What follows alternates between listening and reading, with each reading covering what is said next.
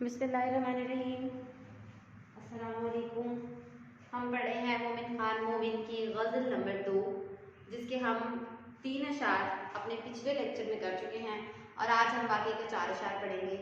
जैसे कि आपको पता है मोमिन खान मोमिन को इश्क़े मजाजी का शायर कहा जाता है। शायराना मजाज और इश्किया मजाज है उनका, और उनका इश्किया मजाज उनकी शायरी में झलकता है।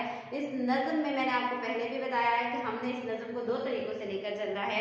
एक अमूमी पस मंज़र जो हर गज़ल के पीछे होता है वो क्या है जी, महबूब के जुल्म सितम, महबूब की बेवफाई, महबूब की बेरुखी।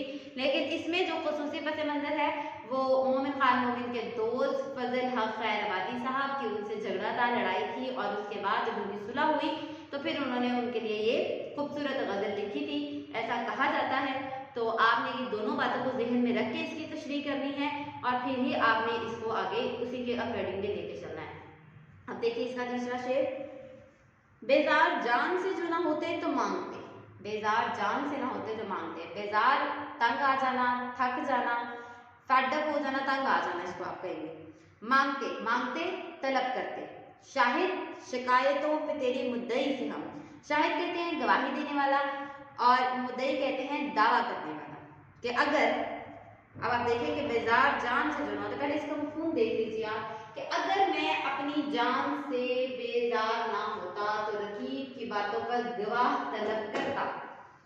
ठीक है जी, बेजार जान से जो ना होते तो मानते कि अगर ए मेरे महबूब, अगर मैं खुद से बेजार ना होता, अगर मैं खुद से तंग ना आ गया होता, अगर मैं इस दुनिया से और इस जिंदगी से थक ना गया होता तो तेरी तमाम की तमाम शिकायतों पर मैं रकीब को बुलाता और रकीब से गवाह मांगता। और रकीब, जैसे मैंने आपको बताया है कि मोमिन की ये ट्रायंगल चलती है, मोमिन ये मोहब्बत की मसलत बनाते हैं अपनी हर गजल में, और वो क्या होती है जी, वो होती है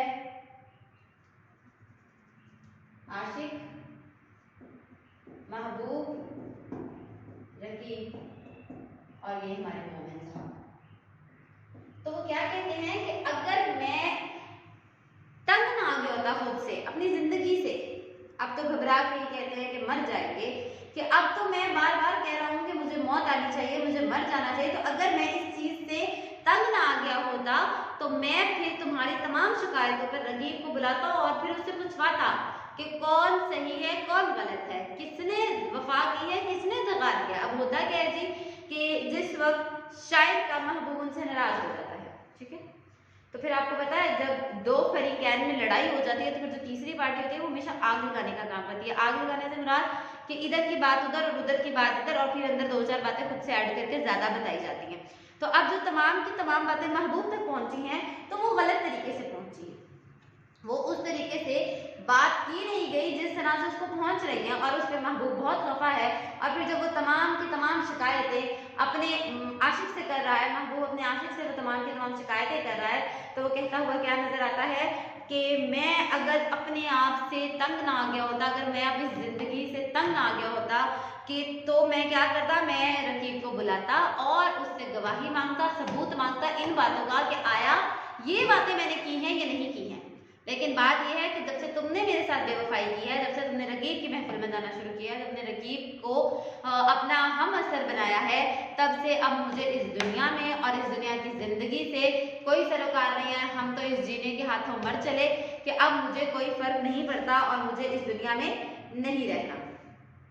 अब आप ये देखेंगे जी, ठीक है, ये बात कर रहे हैं इसमें शायद इसके आश्चर्य वाला जरा देखें कि जब तवक्को ही उठ गई गालिब, मिर्जा गालिब का बहुत खूबसूरत शेर, कि जब तवक्को ही उठ गई गालिब क्यों किसी का गिला करे कोई, कि अब मुझे कोई सरोकार ही नहीं है, अब मुझे कोई लेना देना रह ही नहीं गया, मुझे कुछ फर्क नहीं पड़ता इस जिंदगी से, इस जिंदगी के लोगों से, महबूब तुझसे भी मुझे फर्क नहीं पड़ता, तुझे भी जो करना है तू कर, तो मेरी तरफ से आजाद है।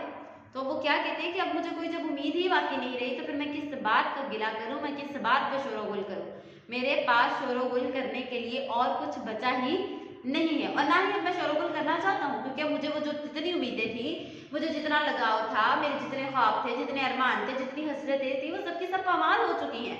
मुझे अब इस दुनिया में और इस दुनिया की जिंदगी से कोई सरोकार नहीं है। वो जो रूठे हैं तो यूं बनाना चाहिए, जिंदगी से रूठ जाना चाहिए। अब शायर क्या कहता है जी कि अगर आपका महबूब आपसे नाराज हो जाए तो आपको भी जीने का कोई हक नहीं है, आप भी क्या करें, सिंपली अपनी जान दे दें और रूठ जाएं और नाराज हो जाएं जिंदगी से। शायद यहाँ पर ये बात कर रहे हैं कि वो जो रूठे तो यूं मनाना चाहिए कि जिंदगी से ही रूठ जाना चाहिए, कि अपने आप को ही आप खत्म कर दें। आप लोगों ने ऐसा बिल्कुल भी नहीं करना है, ये शायद हजरात कर रहे हैं, हमें करने दें, ठीक है, आप लोगों ने इसको सीरियसली लेना है। लेकिन अब क्या है कि शायद क्या कह रहा है जी, जब वो रूठे, आपका महबूब आपसे रूठता है, तो इसका मतलब है कि कायनात आपसे रूठ जाती है, क्योंकि आपके लिए कुल कायनात तो आपका महबूब होता है। आपके लिए वो जो एक दिल है उसमें वो कुल कायनात आपका सिर्फ महबूब है। ऐसे ही है, एक शख्स ही आपकी कायनात हो जाती है। और अगर वो शख्स कह रहा है कि बाहर सुबह है तो आप कहेंगे सुबह है, वो कहेगा शाम है तो आप कहेंगे शाम है। और उसकी जब महबूब को चुना जाता है तो फिर उसकी बुराइयों के साथ ही चुना जाता है, और फिर जब आप किसी को चुन लेते हैं तो उसकी बुराइयां भी आपको बुराइयां नहीं बल्कि अच्छाइयां लगती हैं, उसकी खामियां भी खूबियों में तब्दील हो जाती हैं। और ये फितरत का कानून है, इसमें आपका कोई इख्तियार नहीं होता। ये फितरत का कानून है कि आपको उसकी कोई बुराई भी बुराई नहीं लगती, आपको उसकी कोई भी बुरी बात बुरी नहीं लगती, बल्कि आप उसकी हर बात से लुत्फअंदोज हो रहे होते हैं। तो अब क्या है कि अब हमें जब वो दिल था उसने महबूब को दिया हुआ था, लेकिन जब उसने उसमें बेवफाई की, जब उसने मुझसे लड़ाई की, नाराजगी हो गई, फिर उसमें रकीब आ गया, रकीब ने अपने से बातें लगाई, सारा जो भी सिलसिला चला महबूब और रकीब के दरमियान, तो उस पर शायर कहता है कि अगर मैं खुद से बेजार ना होता, अगर मैं अपनी जिंदगी से तंग ना आ गया तो मेरे महबूब तेरे इस जुल्म का मैं हिसाब जरूर लेता, तो मैं तेरी इन तमाम बातों को तुझे सबूत जरूर पेश करता, और फिर तुझे पता चलता कि कौन सही है और कौन गलत है, किसने सही बात की है और किसने गलत बात की है। लेकिन अब मसला क्या है, मसला ये है कि मुझे ये जिंदगी जीनी ही नहीं है, मुझे इसमें रहना ही नहीं है। अच्छा जी, अगला शेर देखिए, बेरुए मिस्ल अब्र न निकला गुबार दिल, बेरुए मिस्ल अब्र बादल की तरह, बेरुए कि इतना रोए, मिस्ल मिसाल, अब्र बादल, ना निकला नहीं निकला गुबार दिल, दिल का गुबार। कहते थे उनको बरके तबस्सुम हंसी से हम, बर्क कहते हैं बिजली, तबस्सुम कहते हैं मजाक में, हंसी से हम, के पहले इसका मफहूम देखिए कि मैं मजाकन महबूब की हंसी को बिजली कहा करता था, फिर एक दिन बादल की तरह रोए बगैर दिल हल्का ना हुआ। अब ये देखिए यहाँ पर शायर ने तशबीह इस्तेमाल की है। तशबीह का क्या मतलब था कि मानिंद करार देना किसी ऐसी मशहूर दूसरी चीज से कि उसकी खामियों को भी वाज़ेह हो जाए, तो बिल्कुल इसी तरह यहाँ पर उसने तशबीह दी है उसको बिजली से। बिजली एक मशहूर चीज है ना, तो बिजली से उसने तशबीह दी है किसको, अपने महबूब की हंसी को, कि जब मेरा महबूब हंसता था तो मैं उसको बिजली से तशबीह देता था कि जब मेरा महबूब हंसता है तो वो बिजली की तरह हंसता है। बिजली जिस तरह बिजली गिरती है तो एक जो दिल को धचका सा लगता है, एक दिल में जो कसक सी पैदा होती है, तो बिल्कुल जब मेरा महबूब हंसता था तो तब भी मेरे दिल को ऐसा ही महसूस होता था।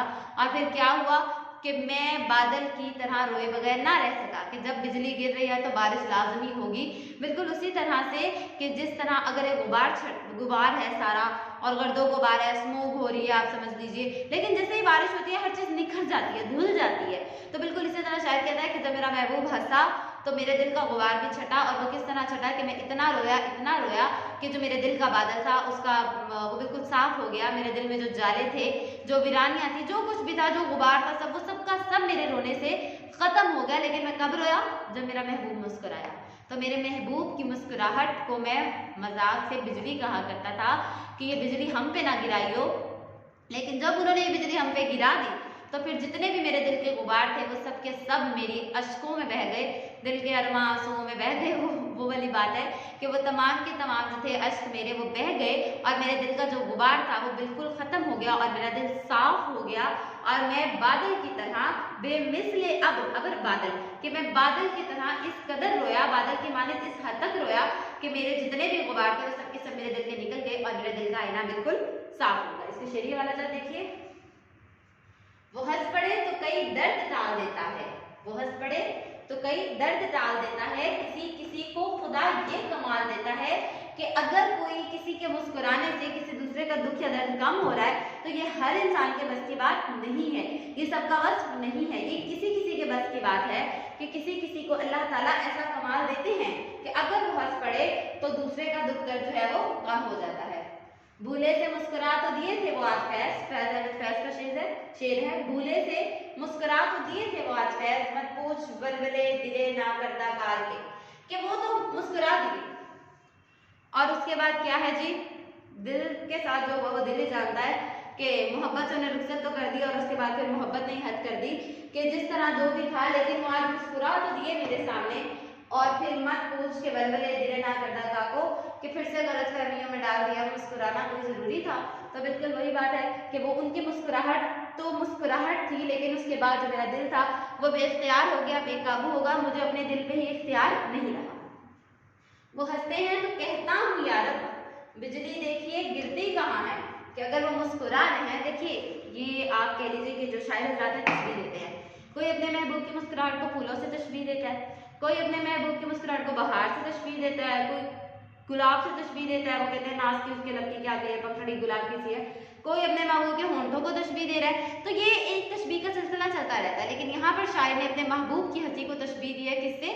बिजली से, कि अब देख वो हंसते हैं तो कहता हूँ यार बिजली देखिए गिरती कहाँ है, कि अब देखिए कि ये बिजली किस पर जाकर गिरती है और मेरे महबूब का हंसने से मेरे दिल का तो गुबार हल्का हो गया है और मैं चाहता हूँ कि मेरा महबूब हमेशा इसी तरह से मुस्कुराता रहे। जी बेटा जी, इसका अब हमारे आखिरी 2 अशआर रह गए हैं, तो इसके आखिरी 2 अशआर जो है हम देखते हैं। आखिरी शेर देखिए इसका।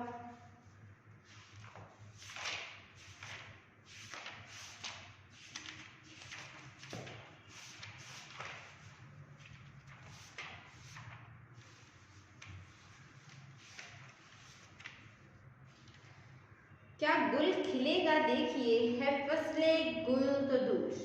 गुल कहते हैं फूल को, फसले गुल बहार का मौसम। क्या गुल खिलेगा देखिए है फसले गुल तो दूर और सुए दश्ते भागते हैं कुछ अभी से हम।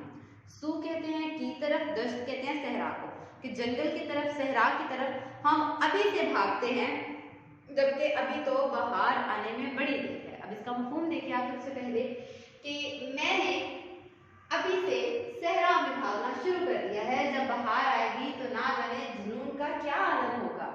कि शायर कह रहा है कि अब जब वो मोहब्बत कर बैठा है तो उसका दिल उसके इख्तियार में नहीं है, उस पर एक जुनूनी कैफियत तारी हो चुकी है। ठीक है जी, उस पर जुनूनी कैफियत तारी हो चुकी है और उसका कहना है कि अब मेरा जो जुनून है वो मेरे सर चढ़कर बोल रहा है और मैं दीवाना वार अभी से सहरा की तरफ भाग रहा हूँ। आपको पता है कि सहरा में ना तो फूल होते हैं, ना बुलबुल का गीत है, ना परिंदों की चहचहाहट है, ना सब्जा है, ना हरियाली है, ना दरख्त है, ना कुछ। सहरा तो सिर्फ रेत होता है, उसमें और कुछ भी नहीं होता। तो अब शायर क्या कह रहा है कि मेरा जो इश्क है वो मेरा जुनून बन चुका और मैं उस जुनूनी कैफियत में अभी से सहरा की तरफ भाग रहा हूँ। तो जब बहार आएगी, जब फूल खिलेंगे, जब बुलबुलें चहचहाएंगी, जब सब्जा लहलहाएगा, जब परिंदे रक्स करेंगे और जब बुलबुलें मीठे गीत गाएगी, तो उस वक्त मेरी कैफियत कहाँ जाएगी। क्योंकि जब तन्हाई में जाते हैं ये आशिक लोग तो ये खुद पे इख्तियार नहीं रख सकते, ये बेकाबू हो जाते हैं। ठीक है जी, तो ऐसी कैफियत इन पे तारी हो जाती है कि इन्हें खुद भी समझ नहीं आ रहा होता कि ये हमारे दिल को, हमारे हवास को हो क्या रहा है। तो इसी तरह से शायर कहता है कि अभी तो फूल भी नहीं खिले, अभी तो बहार भी नहीं आई और ये आलम हो गया है। तो जब फूल खिलेंगे, तो जब बहार आएगी, जब मौसम बहार का मौसम आएगा, जब मेरा महबूब फूलों की मानंद खिल जाएगा और फूल मेरे महबूब की मानंद खिल जाएंगे, तो उस वक्त मेरा क्या आलम होगा। अभी तो बहार आने में बड़ी दूर है, अभी तो बड़ी देर बाकी है बहार आने में और मैं अभी से दश्त की तरफ भागना मैंने शुरू कर दिया है। हवाला देखिए, कुछ करो फिक्र मुझ दीवाने की। अब ये दीवाने लिखा है, आप अगर ये नहीं समझना कि टीचर को दीवाने लिखना नहीं आया या राइटिंग की गलती है, ऐसा नहीं है। ये शायर ने तवाज़ुन कायम करने के लिए इसी तरह से ही लिखा और आप लोग भी इसी तरह से ही लिखेंगे। दाल के नीचे जेर है, कुछ करो फिक्र मुझ दीवाने की, धूम है फिर बहार आने की। कि फिर से बहार आने की धूम है, तो कुछ मुझ दीवाने की फिक्र करो। कुछ करो फिक्र मुझ दीवाने की, धूम है फिर बहार आने की। कि फिर से बहार आने लगी है तो मुझे संभाल लो, मेरी फिक्र करो कि मेरा क्या होगा। जब बहार आई तो सहरा की तरफ चल दिए, सहने गुल छोड़ गया दिल मेरा पागल निकला। सहने गुल छोड़ गया दिल मेरा पागल निकला, कि जब बहार आने का वक्त हुआ, जब बहार आने का मौसम होगा तो चल रहे हैं जनाब सहरा की तरफ, और जो फूलों से भरा हुआ सहन है वो छोड़ दिया, तो मेरा दिल क्या है, पागल है कि अभी बहार आएगी नहीं और वो सहरा की तरफ निकल पड़ा है। आखिरी शेर देखिए, लेनाम आरज़ू का तो दिल को निकाल ले, मोमिन ना हो तो रब्त रखें बिद्दती से हम। अब आप ये देखिए कि आखिरी शेर आपको पता है जिसमें शायर अपना तखल्लुस इस्तेमाल करता है वो वक्त है, लेकिन शायर इसमें आरजू का भी जिक्र कर रहे हैं। तो आरजू उनके दोस्त हैं, ये उनका जिक्र हो रहा है कि ले नाम आरजू का तो दिल को निकाल ले, मोमिन ना हो जो बिद्दत रखें बिद्दती से हम। कि अब वो क्या कह रहे हैं कि मोमिन बिद्दती से ताल्लुक रखना किसी सूरत दुरुस्त नहीं। बिद्दती कौन होता है? जालिम, फसादी, बिद्दती उसी को कहा जाता है। तो ए मोमिन बिद्दती से ताल्लुक रखना किसी सूरत दुरुस्त नहीं। अब किसी ने आरजू का नाम दिया तो मैंने दिल ही निकाल कर रख दूंगा कि मेरे जितने भी उनके, आपको पता है जैसे मैंने आपको बताया था कि ये खसूसी पस मंजर है जिसमें उनके दोस्त फजल हक खैराबादी साहब से उनके मसले मसाइल है। तो वहीं पे वो कह रहे हैं कि अब किसी ने भी उनका नाम ले लिया ना, आरजू का नाम ले लिया किसी ने भी, तो मैं दिल ही निकाल दूंगा कि अब मुझे कोई सरोकार है ही नहीं है, मुझे किसी जालिम से, किसी फसादी से, किसी शर फैलाने वाले से कोई ताल्लुक, कोई उन्स, कोई मोहब्बत कुछ भी बाकी नहीं है। और मुझे किसी से कोई ताल्लुक, कोई रस्म रखनी ही नहीं है, मुझे किसी से निभाह करना ही नहीं है। ठीक है जी। तो अब आप लोग देख सकते हैं कि वो कह रहे हैं कि ले नाम आरजू तो दिल ही निकाल लें, कि अब मुझे मेरा दिल जो है वो मेरा ही है बस। तो अब मैंने वो दिल, अगर किसी ने कहा कुछ तो मैं वो दिल ही निकाल कर रख दूंगा, क्योंकि अब मैं किसी की भी परवाह नहीं करता, किसी की भी फिक्र नहीं करता, अपने आप में ही मस्त रहते हैं। दुनिया से हमें क्या लेना, कि मुझे किसी से फर्क नहीं पड़ता, ना ही मुझे दुनिया से गर्ज है। और अब मुझे किसी फसादी से, किसी शर फैलाने वाले, किसी आरजू जैसे इंसान से कोई ताल्लुक नहीं रखना कि जो लोगों में फसाद फैलाता हो, जो लोगों में दूरियां बढ़ाता हो, तो मुझे किसी से नहीं। और अब किसी ने अगर नाम भी लिया तो मैं अपना दिल ही निकाल दूंगा, मुझे अब किसी ऐसे इंसान से कोई वजह वास्ता, कोई सरोकार, कोई मतलब, कोई गर्ज है ही नहीं। ये चीजें हमारी गज़ल, उम्मीद करती हूँ आप लोगों को समझ आ गया होगा।